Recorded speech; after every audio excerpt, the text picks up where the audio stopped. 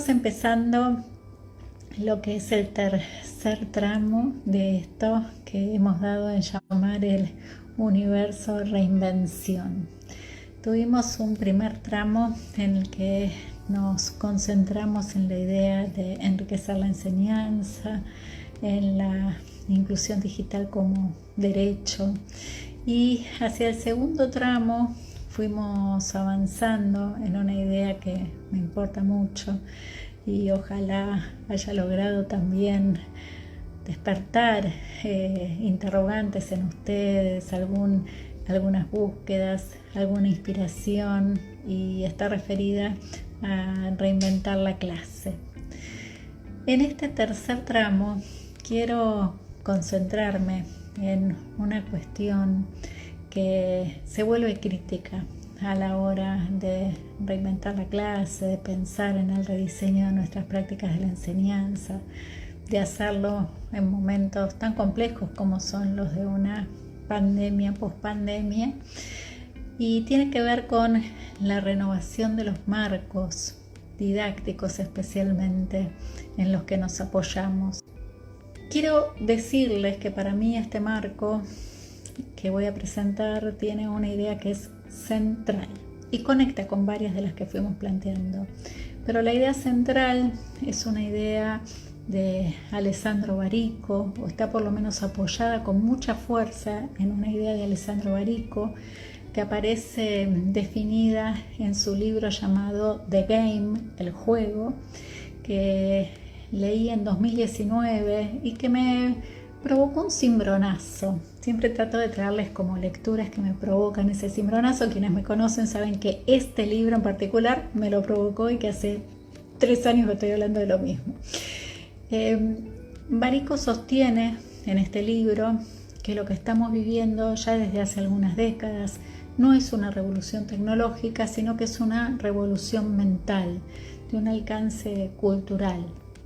Entonces, esta revolución mental que él reconstruye casi arqueológicamente tiene ciertos hitos y ciertos momentos. Y el primer momento, o uno de los primeros momentos, y Barico lo pone magistralmente en términos de algo que incluso para muchos de nosotros tiene que ver con nuestra historia, fue ese en el que dejamos de jugar al metegol, poniendo de alguna manera todavía el cuerpo, y pasamos a jugar Space Invaders en una configuración pantalla, teclado, sujeto.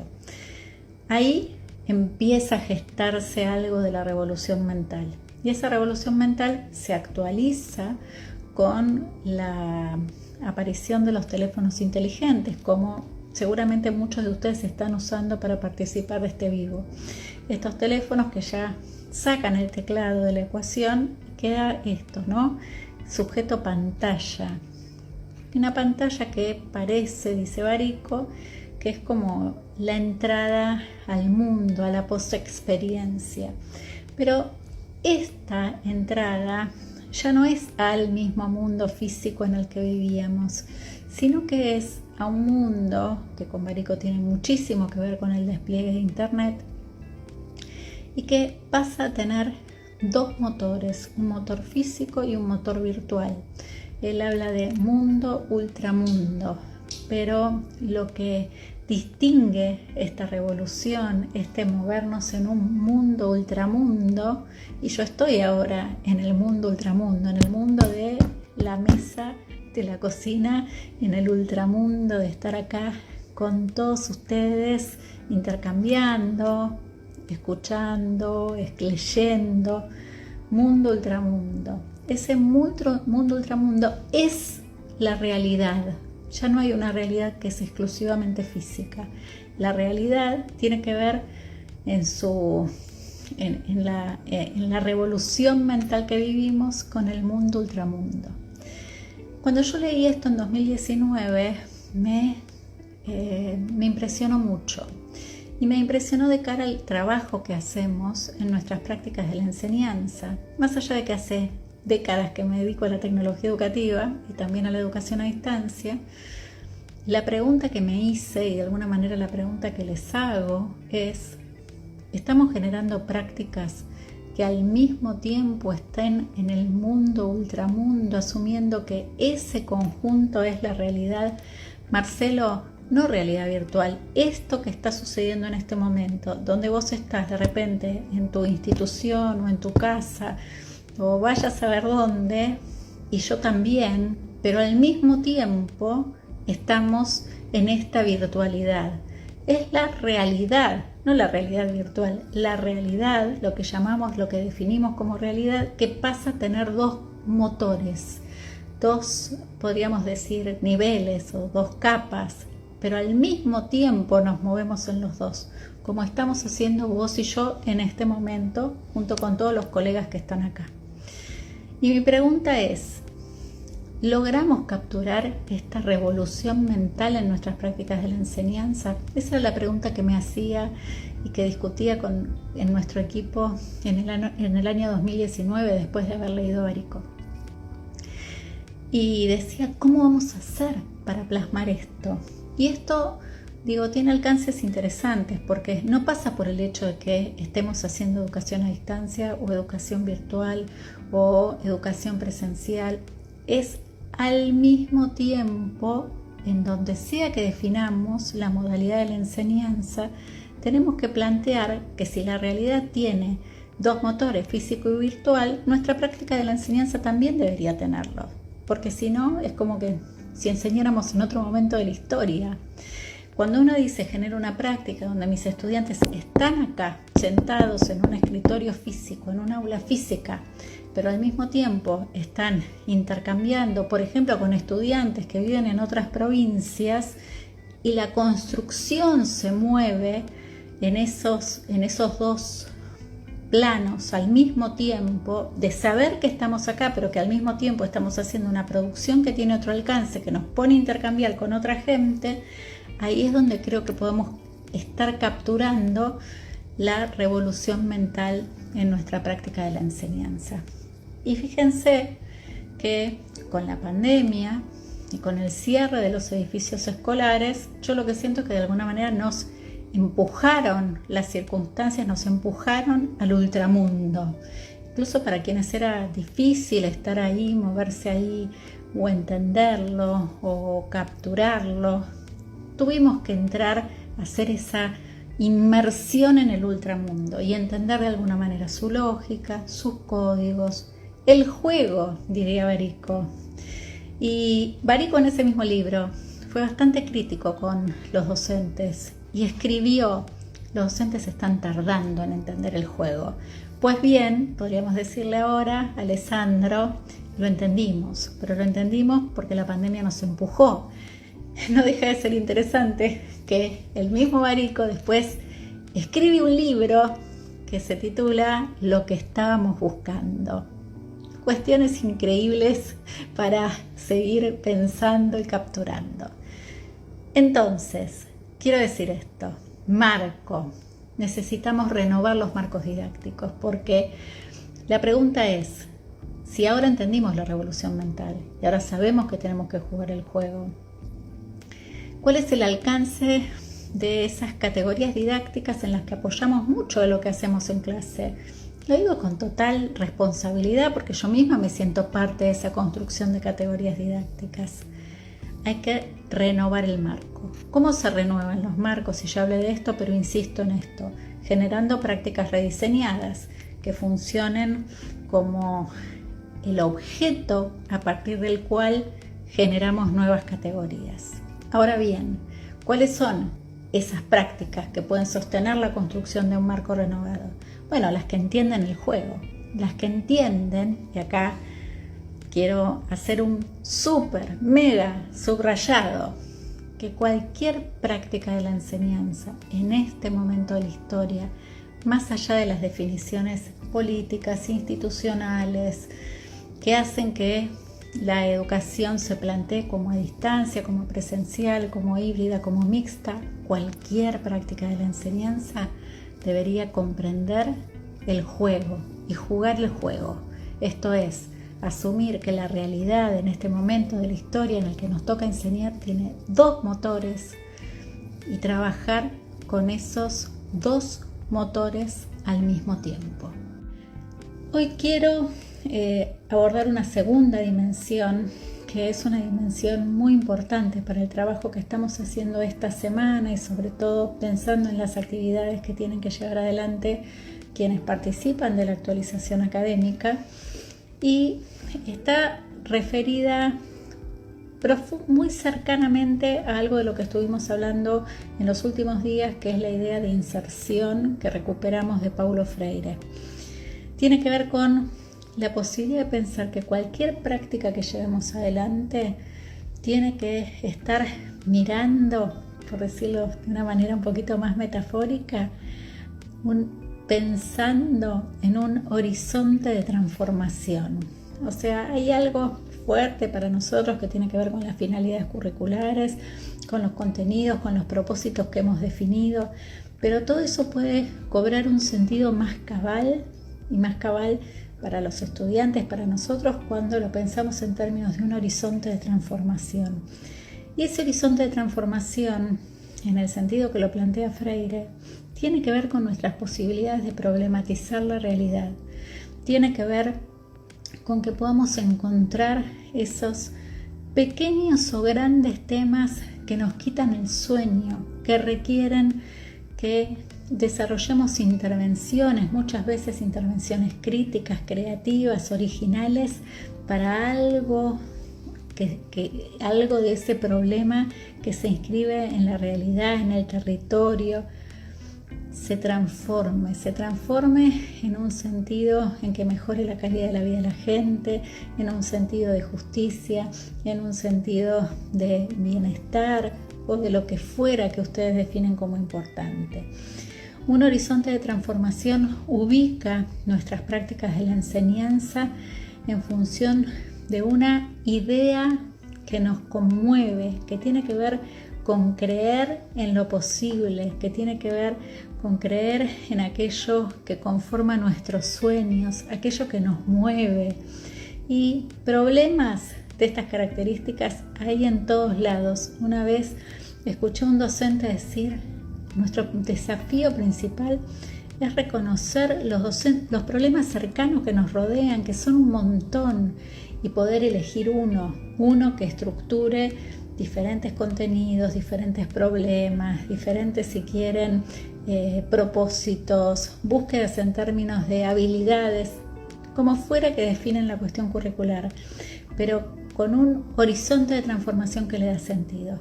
Y esto puede ser un problema muy claro en la comunidad.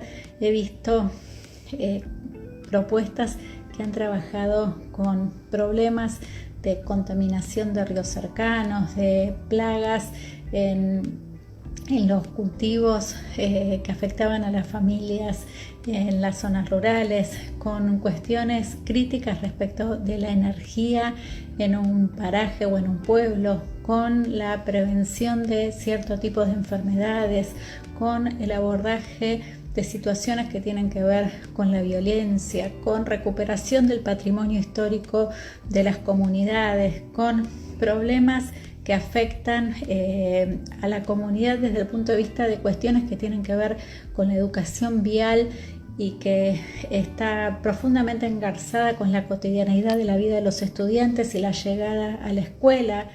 Situaciones donde se recuperan obras de autores locales, donde se generan aplicaciones para alertas ciudadanos. O sea, fíjense, creo que acabo de nombrar como 10 ejemplos, pero no son ejemplos que se me ocurrieron a mí, son todos ejemplos que vi encarnados en situaciones llevadas adelante en escuelas de gestión estatal, de gestión privada también, y que abordaban ese horizonte de transformación como marco de sentido para todo lo que sucedía en las prácticas de la enseñanza. Me parece que hay una clave muy grande en la definición del horizonte de transformación que tiene que ver con el codiseño. No podemos ni pensar, ni diseñar, ni crear, ni implementar un horizonte de transformación trabajando en soledad. Y por eso la actividad de esta semana es una invitación a que pensemos colectivamente en los grupos, en qué horizontes de transformación resultan inspiradores para docentes que trabajan, por ejemplo, en diferentes áreas o diferentes disciplinas. Pero además, hay algo del codiseño que tiene que incluir a las voces de nuestros estudiantes, que también tienen cosas para decir respecto de cuáles son los horizontes de transformación con los que quieren trabajar, desean trabajar, necesitan estar ahí y pensar que son partícipes de una construcción de sentido que de nuevo va a transformar hacia afuera y los va a transformar a ellos hacia adentro, como colectivo y también como sujetos. Entonces, pensando, y acá retomo, Ricardo, esta idea de que tal vez lo que fue bueno en un momento no es relevante en un momento, tal vez no es relevante hoy porque la solución ya está construida. Y además, pensando que en cada momento, en cada grupo, tenemos una oportunidad de pensar genuinamente con las y los estudiantes cuáles son los horizontes de transformación que los interpelan a ellos, cuáles son los problemas que los preocupan. Y de nuevo, hay algo acá del deseo, con qué quieren trabajar, qué es aquello que les genera esos interrogantes que les quitaría tanto el sueño que lo único que querrían hacer es estar aprendiendo y colaborando y construyendo originalmente y sintiendo que lo que hacen tiene sentido para la comunidad más amplia, para sus familias, para otras personas que viven en la comunidad y más allá también. Quiero ir a concentrarme hoy diría que es una tercera junto con una cuarta dimensión de este marco y que podríamos decir va de suyo. Si hablamos de un horizonte de transformación, casi que necesariamente nos tenemos que ubicar en esta tercera dimensión que tiene que ver con la producción. En general, las propuestas de las que venimos, las propuestas de sesgo clásico, aquellas en las que nos educaron, incluso a veces en la formación docente, digámoslo, tienen un centro muy claro puesto en la explicación que hacemos los docentes de saberes que ya están construidos antes de que el acto pedagógico ocurra. Pero en este marco, para unas propuestas rediseñadas, el centro está puesto en la producción, en lo que podemos llegar a crear, en lo que podemos llegar a construir, a diseñar, a imaginar, a soñar. Y esto es concretamente lo que nuestros estudiantes producen en el transcurso de la propuesta pedagógica mientras sucede, que ya no es un ejercicio suelto, que ya no es una ilustración de algo que les dijimos, que ya no es la aplicación de algo que les planteamos y mucho menos la repetición de algo que dice el libro, sino que es una construcción compleja donde aquellas cosas que están aprendiendo, aquellas cosas que tienen que saber, van amasándose, como diría la maestra María Teresa Sirven, con situaciones complejas que ellos tienen que abordar, en las que ellos tienen que crear, en las que desarrollan perspectivas para intervenir hacia afuera de la clase, etcétera, etcétera. Y esa producción, de nuevo, no es puntual, es una producción que sostiene, es una producción donde yo primero puedo hacer un boceto, algo que es provisorio, y después puedo ir mejorándolo en diálogo con otras y con otros, y después lo puedo revisar, y después a esto que primero fue una idea le puedo poner un desarrollo tecnológico o una expresión artística y lo vuelvo comunicable para plantear en la comunidad de la escuela, con las familias, para que vaya y venga. Y de repente eso que empezó siendo una idea se convierte, ¿por qué no?, en un prototipo para una política pública, por ejemplo, para mejorar las condiciones las condiciones de circulación vial que rodean o que son cercanas a la comunidad de la escuela. Y eso puede ser, por ejemplo, un proyecto para la legislatura. ¿Por qué no? Y acá ustedes me dicen, ¿pero estás pensando en qué nivel? Tanto en primaria como en secundaria. ¿por qué no? ¿Por qué no? Claro, esos proyectos son trabajosos, llevan tiempo, hay que hablar con mucha gente, van y vienen, los chicos construyen un pedazo y después tienen que ponerlo con otro y después hay que revisar y después hay que poder con eso generar una expresión que sea comunicable o una línea de intervención y a veces toman 3-4 meses. Pero cuando esa producción, como dice Jerome Bruner, queda externalizada como obra, La educación puerta de la cultura es un gran libro de Jerome Bruner que todas deberían y todos deberíamos tener leído.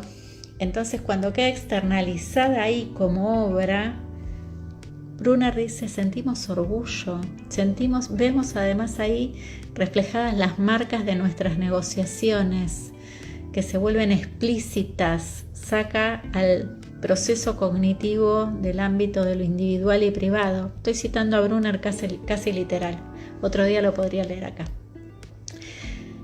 Pero además somos otras y otros porque hicimos todo eso y porque lo hicimos colectivamente, en colaboración, no solamente adentro del aula, no solamente en el grupo, con otra gente, en la escuela, hablando con la universidad, hablando con el hospital, con la fábrica, con el instituto de investigaciones, qué sé yo, en enfermedades infecciosas o lo que fuera. Entonces, en esa trama es que lo importante no es lo que el docente repite de lo que dice el libro. En esa trama, lo importante es todo aquello que podemos construir colectivamente. Y entonces la tercera dimensión es la producción y la cuarta, de nuevo están así, es la colaboración. Esto nadie lo puede hacer en soledad. Y sobre todo en este escenario de la pospandemia, con preguntarnos ¿para qué nos encontramos? ¿Por qué nos encontramos? ¿Qué sucede en ese momento en el que simultáneamente estamos, por ejemplo, en el aula física? Entramos al aula, ¿no? Con todo lo que significa para quienes elegimos la docencia como trabajo, ese entrar al aula cada día o cada tantos días, con toda la carga que conlleva en nuestra vida.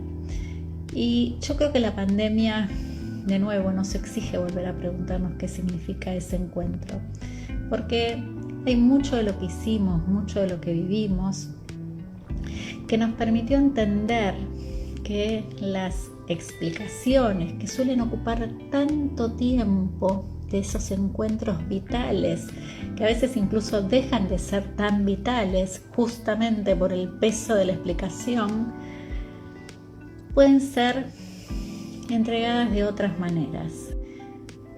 Eso quiere decir que podemos empezar a cambiar las reglas del juego, que podemos decir, bueno, si hay tantas maneras en las que nuestra propuesta puede ir por caminos distintos, donde aparece la producción, donde aparece la explicación, pero ocupando su lugar más justo, donde aparece por supuesto, la colaboración.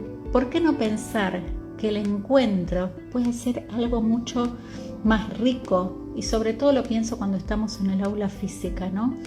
¿Por qué no pensar que ese es un momento único en el que hoy nos encontramos para un debate que va a ser inolvidable o para diseñar algo que no existía antes de que el encuentro empezara, o para tener un diálogo con una persona que nos va a inspirar y ayudar a pensar todo lo que sigue a quien conectamos desde una videollamada, o para jugar, o para poner el cuerpo en un sentido que no podríamos hacer en la virtualidad, o para tender una red que tiene que ver con la posibilidad de mirarnos, de operar con materiales concretos, de, por ejemplo, intervenir una pared en la escuela. ¿Por qué no pensar que cada día que nos encontramos eso puede tener un significado no solamente único, sino también transformador, un encuentro del que emerjamos distintos y distintas. Ahora bien, si lo pienso, permítanme por un segundo que lo piense en términos de un encuentro sincrónico, que puede ocurrir, por ejemplo, a través de un sistema de videollamada en el que participa todo un curso o varios cursos.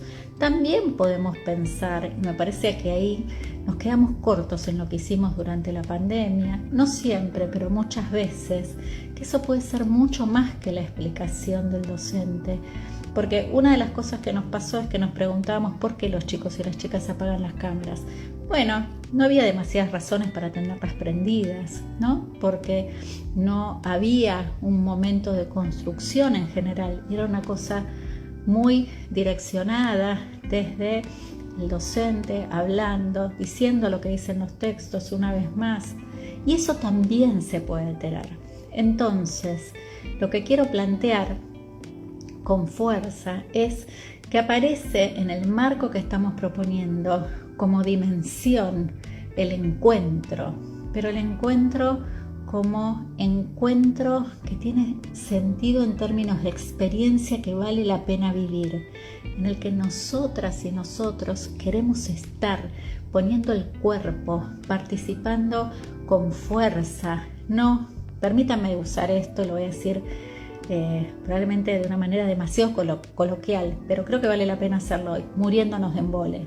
Porque si a nosotros nos pasa eso, ¿por qué nuestros estudiantes estarían entusiasmados y comprometidos y activos y todas las cosas que decimos que nos gustaría que sucedan?